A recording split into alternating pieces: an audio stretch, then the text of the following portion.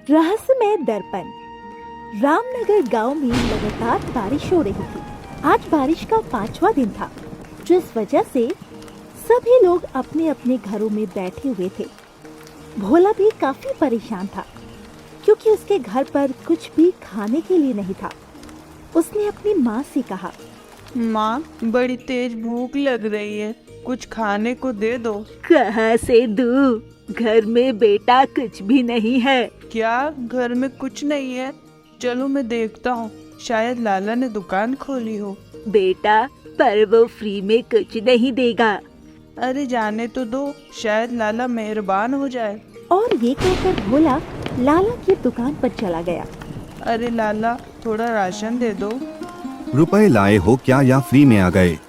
रुपए तो नहीं है, पर कुछ दिनों में लौटा दूंगा। नहीं नहीं, मैं फ्री में कुछ नहीं दे सकता हूँ, रुपए हो तभी बोलो। ये सुनकर भोला वापस लौट आया। उस दिन वो लोग भूखे ही रहे। अगले दिन बारिश बंद हुई तो भोला काम की तलाश में निकला, पर उसे कहीं काम नहीं मिला। पूरा दिन हो जाने पर भी वो भटक रहा था और उसे भी काफी तेज भूख लगी थी। अरे मुझे तो बहुत तेज भूख लग रही है, अब मैं क्या करूँ? और ये कहकर वो इधर उधर देखने लगता है। तभी उसे एक पेड़ पर कुछ फल दिखाई दिए। उसने फल तोड़े और खाने लगा। तभी उस पेड़ पर एक तोता बैठा हुआ था। उसने भोला से कहा, क्या हुआ भैया? लगता है तुम काफी परेशान हो। हाँ, तुमने बिल्कुल ठीक कहा, पर तुम बोल कैसे सकते हो? अरे, मैं सब कुछ बोल सकता हूँ, क्योंकि मेरे मालिक ने मुझे सिखाया था। अच्छा, मेरे पास एक रहस्यमय दर्पण है। अगर तुम चाहो तो उसे ले सकते हो। वो मेरे किसी काम का नहीं है। ठीक है, दिखाओ। वो मेरे पास नहीं है, वो मैंने काली पहाड़ी पर रखा है। तुम वहाँ जाओ, तुम्हें वो मिल जाएगा, पर संभल कर जाना। इसके बाद भोला काली पहाड़ी के लिए निकल जाता है।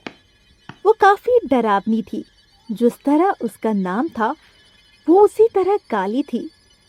भोला काफी ज्यादा डर रहा था, पर उसने हिम्मत नहीं हारी और वो उस पहाड़ी पर आखिरकार पहुंच ही गया। पहाड़ी पर पहुंचने पर उसने देखा वहां एक गुफा है। वो उस गुफा के अंदर गया तो उसे रहस्यमयी दर्पण दिखाई दिया। वो रहस्यमयी दर्पण को देखकर काफी खुश हुआ और अपने आप से कहा, अरे यही रहस्यमय दर्पण लग रहा है, पर अब मुझे करना क्या है? और ये कहकर वो इधर उधर देखने लगा। तभी उसे एक पन्ना वहीं पड़ा मिला। उसने उस पन्ने को उठाया और पढ़ने लगा। तब उसे समझ में आया, जब वो दर्पण से कोई चीज मांगेगा तो उसे वो चीज मिल जाएगी। ये पढ़कर वो बहुत ज्यादा खुश हो गया और फिर उसने अपने आप से कहा, मैं सबसे पहले भोजन मांगूंगा, क्योंकि मैं बहुत भूखा हूँ। और भोला ने उस रहस्यमयी दर्पण से खाना मांगा, जिसके बाद उसे बहुत सारे पकवान मिले, जिन्हें देखकर वो बहुत खुश हुआ और उसने उन सब को खाया। इसके बाद वो उस दर्पण को लेकर अपने घर पर आ गया और उसने अपनी माँ से कहा, देखो माँ, मैं तुम्हारे लिए क्या लाया हूँ। यह रहस्यमय दर्पण है और अब हम लोग इसकी मदद से अमीर हो जाएंगे। पर ये तुम्हें कहाँ मिला? इसके बाद भोला ने अपनी माँ को सारी बात बताई, जिसके बाद उसकी माँ बहुत खुश हो गई और अब वो लोग उस रहस्यमयी दर्पण की मदद से अमीर हो गए और अपना जीवन आराम से गुजारने लगे। एक गांव में विनोद अपने बेटे राजेश के पास रहता था। राजेश पढ़कर शहर से आज ही आया था, जिस वजह से विनोद काफी खुश था। राजेश ने अपने पिता से कहा, पिताजी, मुझे आपसे एक बात पूछनी है। हाँ हाँ, पूछो बेटा। मैंने सुना है कि इस गांव के बाहर जो हवेली है वो रहस्यमयी है। वहां पर जो कोई भी जाता है वो लौट कर नहीं आता है। क्या ये सच है? हाँ, यह बात बिल्कुल सच है बेटा। अरे वो शापित हवेली है, जहां पर जो भी कोई जाता है वापस नहीं आता। पर यह सवाल तुम क्यों पूछ रहे हो मुझे? पिताजी, आप भी आज के समय में भी इन सब बातों पर विश्वास करते हैं? ऐसा कुछ नहीं होता पिताजी। नहीं बेटा, नहीं।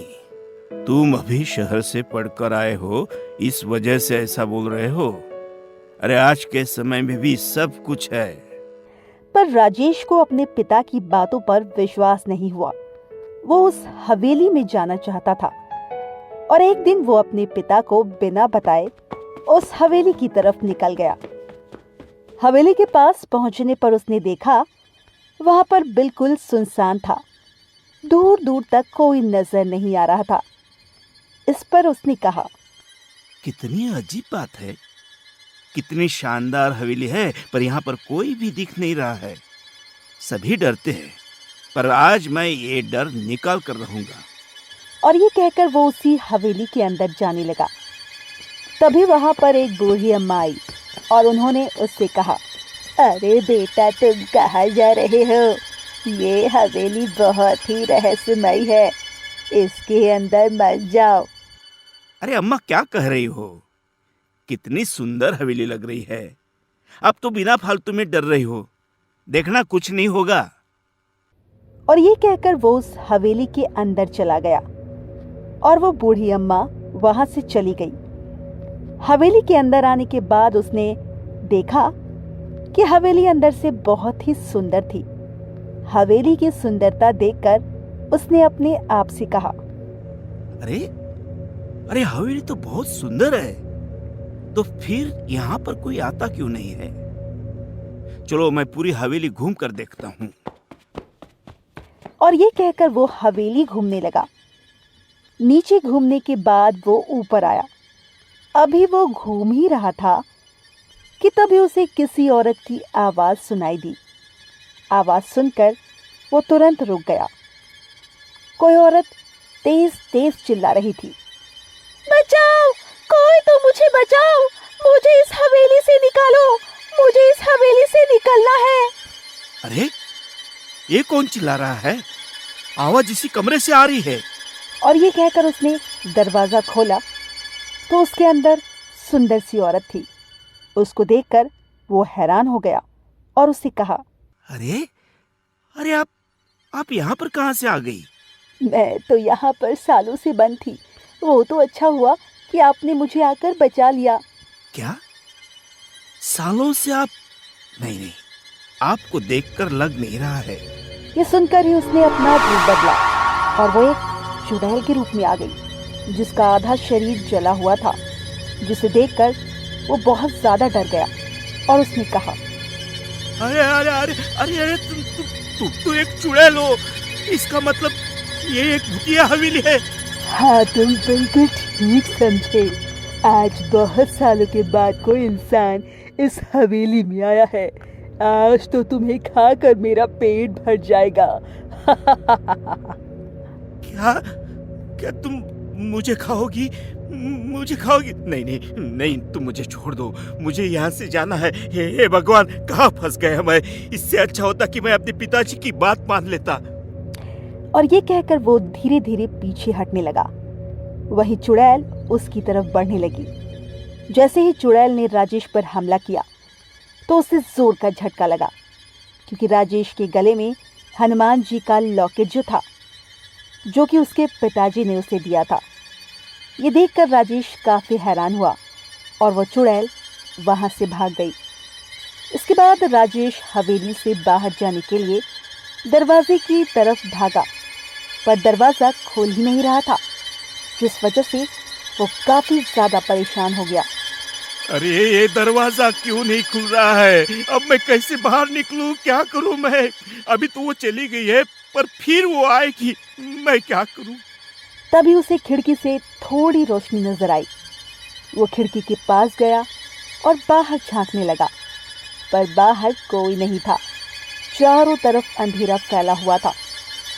तभी उसे ऐसा लगा जैसे कोई उसे छू रहा हो। उसने देखा तो पीछे एक लड़का खड़ा हुआ था। उस लड़के को देखकर वो घबरा गया, क्योंकि वो भी काफी डरावना था। पर उसने कहा, आप घबराइए मत, आप इस हवेली से सुबह से पहले नहीं निकल सकते, क्योंकि ये शापित हवेली है और इस पर उस चुड़ैल का कब्जा है। तो अब मुझे क्या करना चाहिए? मैं यहाँ से कैसे निकलूंगा? क्योंकि सुबह होने में तो अभी बहुत समय है, तब तक तो वो मुझे खा जाएगी ना। नहीं, वो आपको कुछ भी नहीं कर सकती है, क्योंकि आपके गले में ये लॉकेट है। आप इसे अपने से दूर मत करना, क्योंकि ये तुम्हारा सुरक्षा कवच है। और ये क्या कर रहा है? गायब हो गया। चारों तरफ सन्नाटा पसरा हुआ था और वो अपने आप को कोस रहा था। तभी अचानक उसके सामने वो चुड़ैल आ गई और उससे कहा, तू अपना ये लॉकेट उतार कर फेंक दे, वरना मैं तुझे मार दूंगी। नहीं, मैं अपना लॉकेट नहीं उतारूंगा। मुझे पता है तू मेरा कुछ नहीं बिगाड़ सकती है। तू बहुत बड़ी भूल कर रहा है, ये लॉकेट मेरा कुछ नहीं बिगाड़ सकता है। पर राजेश ने उस चुड़ैल की बात नहीं मानी। तभी अचानक किसी ने दरवाजा खोला और उसके सामने वही बूढ़ी अम्मा खड़ी थी। उस अम्मा को देखकर वो चुड़ैल वहां से भाग गई और उस बूढ़ी अम्मा ने राजेश को बाहर आने का इशारा किया। राजेश भागकर हवेली से बाहर निकल आया और उस बूढ़ी अम्मा से कहा, आप यहाँ पर क्या कर रही है? हाँ? मैं तुम्हें बचाने के लिए ही आई थी। मुझे पता है कि इस हवेली में जो कोई गया है वो बचकर नहीं आ पाया। मैं नहीं चाहती थी कि तुम अपनी बेवकूफ़ी की वजह से मारे जाओ। अब यहाँ से भाग जाओ, इसी में तुम्हारी भलाई है। ये सुनकर ही राजेश वहाँ से भाग जाता है और जब पीछे मुड़कर देखता है तो उसे वही डरावनी और रहस्यमयी हवेली दिखाई पड़ती है और वो सीधा घर पर आ जाता है। घर पर आने पर उसके पिता विनोद उससे कहते हैं, अरे कहाँ गया था इतनी रात में? हाँ, पता है मैं कितना घबरा गया था, और तू इतना घबराया हुआ क्यों है? इस पर राजेश अपने पिता को सारी बात बताता है तो विनोद उससे कहता है, अरे राजेश, बूढ़ी अम्मा और कोई नहीं बल्कि उसी हवेली की मालकिन है। अच्छा, अब जाओ तुम और सो जाओ, आराम करो। हाँ, ज्यादा सोचो मत। हाँ, आराम करो, जाओ। इसके बाद राजेश सो जाता है, पर अब वो जान चुका था कि आज के समय में भी भूत प्रेत जैसी चीजें होती है। अगर ये कहानी तुम्हें पसंद आई तो हमारे चैनल को सब्सक्राइब करो और इस कहानी को लाइक और शेयर करो।